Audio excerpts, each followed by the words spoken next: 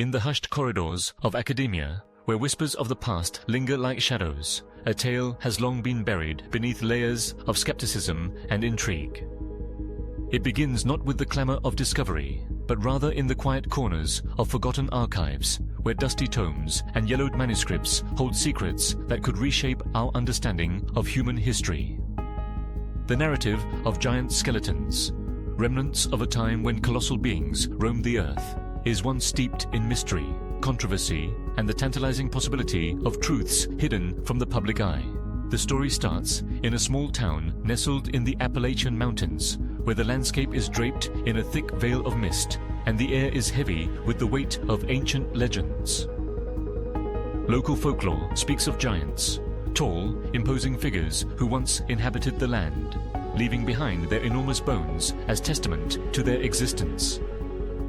As children, the townsfolk would gather around campfires, listening to tales spun by their elders, tales that spoke of a time when the earth was a different place, and humanity was but a fledgling species amidst titanic beings. In the early 19th century, a curious archaeologist named Jonathan Hargrove stumbled upon a peculiar discovery while excavating a burial mound on the outskirts of the town. His findings were astonishing. Bones that dwarfed any human remains ever recorded. Measuring over 10 feet in length, these skeletal remains bore features that seemed to defy the known laws of biology. Hargrove's excitement was palpable, but so too was the skepticism of his peers. The scientific community, entrenched in its rigid doctrines, dismissed his claims as mere folly, labeling them as the fanciful imaginings of a man too enamored with myth. Undeterred, Hargrove continued his research, delving deeper into the local lore and unearthing more evidence of these giants. He discovered ancient petroglyphs etched into the stone, depicting colossal figures engaging in various activities, hunting, gathering, and even constructing monumental structures that echoed the grandeur of the pyramids. Each discovery fueled his obsession, and he began to compile a compendium of evidence that he believed would validate his claims. As the years passed, Hargrove's work fell into obscurity, overshadowed by more conventional archaeological pursuits. Yet, the legend of the giants persisted, whispered among the townsfolk and passed down through generations. It wasn't until the late 20th century that the narrative would resurface, igniting a firestorm of interest and controversy. In the mid-1990s, a group of amateur archaeologists, drawn by the allure of Hargrove's findings, set out to excavate the burial mounds once more. Armed with modern technology and a fervent desire to uncover the truth, they unearthed a series of skeletal remains that reignited the debate surrounding the existence of giants. The bones were meticulously analyzed, and the results were staggering.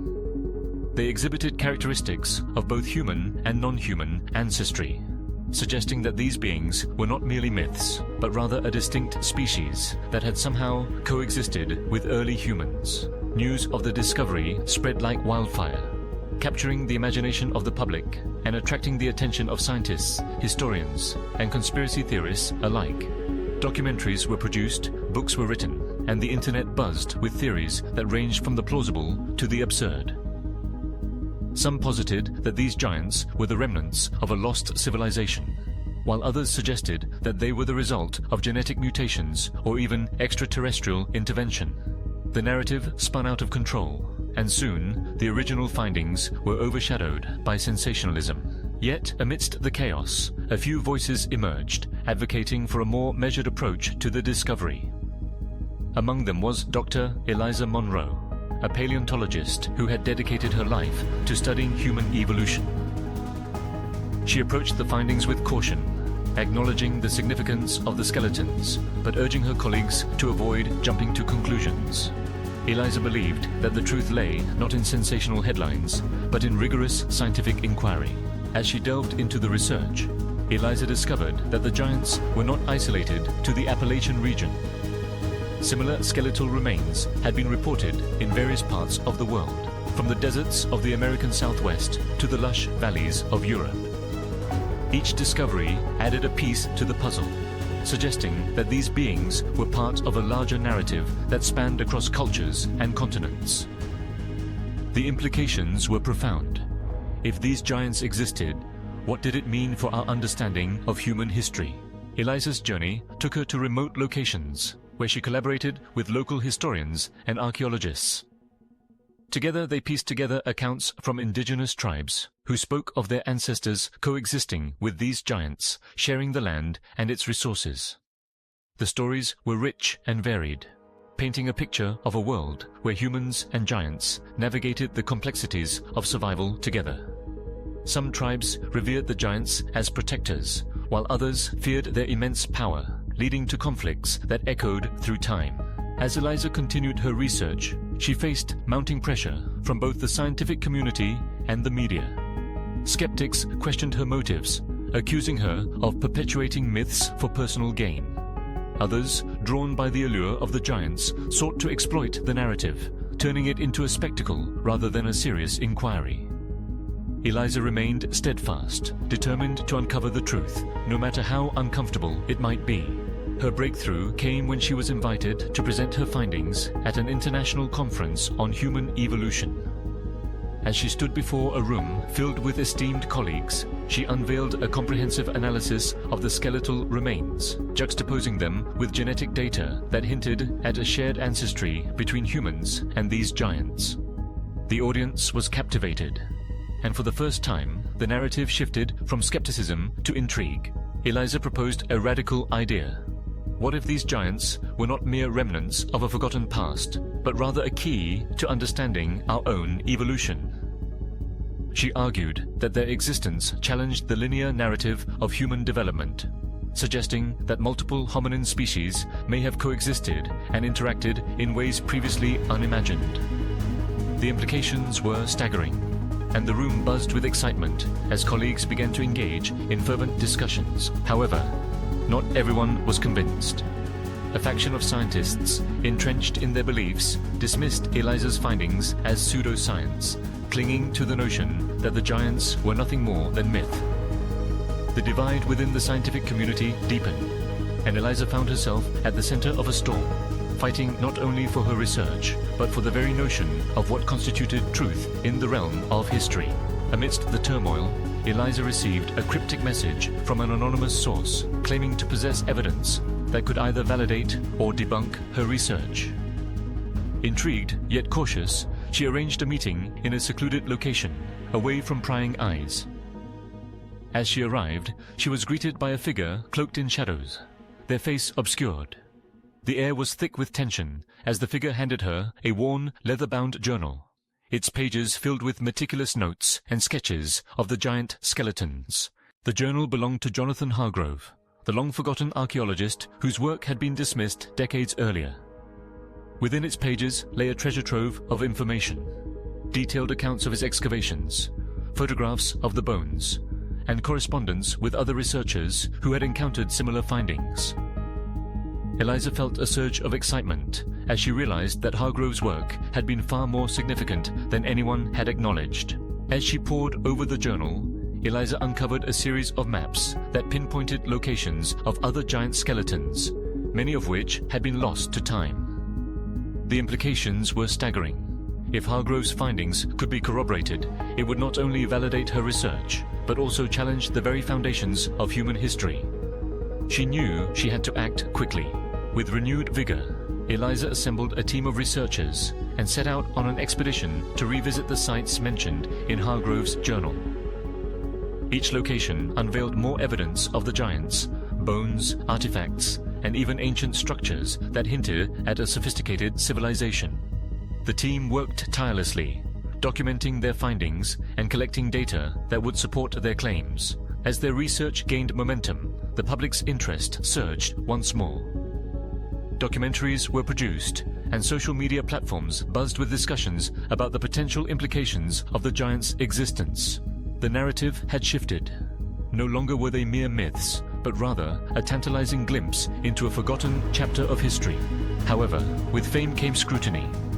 Eliza and her team faced increasing pressure from skeptics who sought to discredit their work. They were accused of fabricating evidence, and conspiracy theories began to swirl around their findings. The giants, once a source of wonder, became a battleground for competing ideologies. Undeterred, Eliza pressed on, determined to uncover the truth. As her research continued, she began to notice a pattern emerging from the data. The locations of the giant skeletons often coincided with ancient sites of human habitation, suggesting that these beings may have played a role in shaping early human societies. The implications were profound. If giants existed and interacted with early humans, what did that mean for our understanding of culture, mythology, and even religion? Eliza's findings culminated in a groundbreaking conference where she presented her research to a global audience. The room was electric with anticipation as she unveiled evidence that suggested the giants were not merely relics of the past, but rather a vital part of the human story.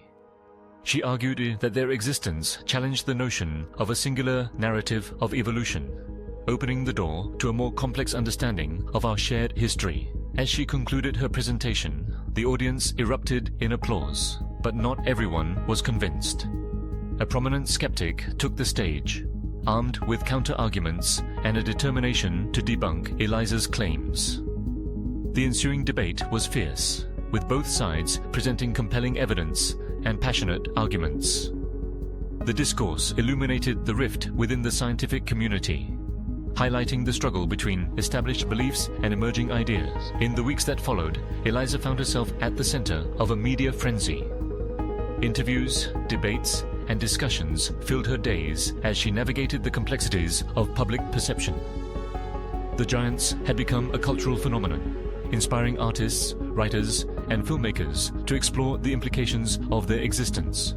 Yet, amidst the excitement, Eliza remained grounded in her pursuit of truth.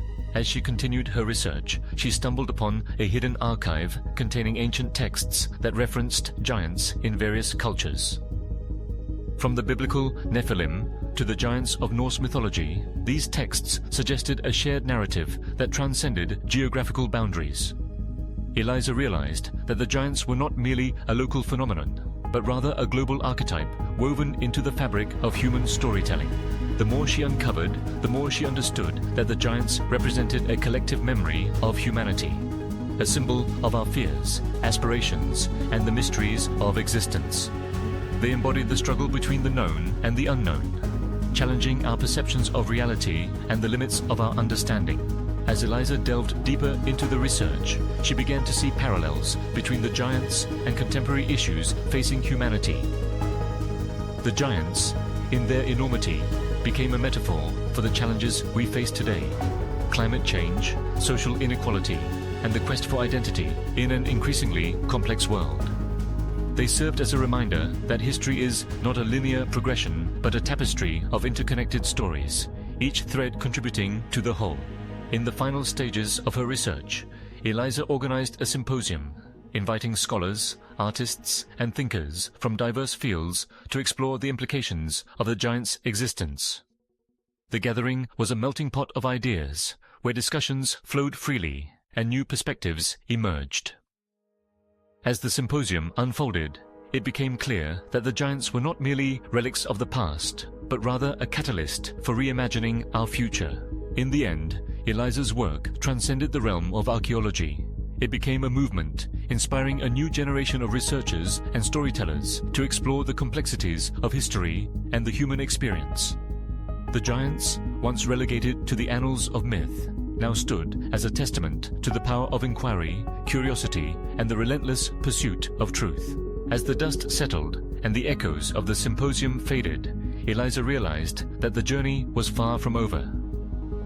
The giants had opened a door to countless questions yet to be answered, a reminder that the pursuit of knowledge is an endless adventure, fraught with challenges and revelations. In the quiet moments of reflection, she understood that the truth surrounding the giants was not merely about their existence, but about the stories we tell ourselves and the legacies we leave behind. In the tapestry of human history, the giants would forever remain a symbol of mystery and intrigue, urging us to look beyond the surface and embrace the complexities of our shared narrative.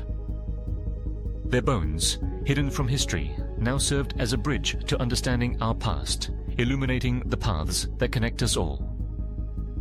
And as Eliza gazed out at the horizon, she felt a sense of hope. A belief that the pursuit of truth, no matter how elusive, would continue to inspire generations to come.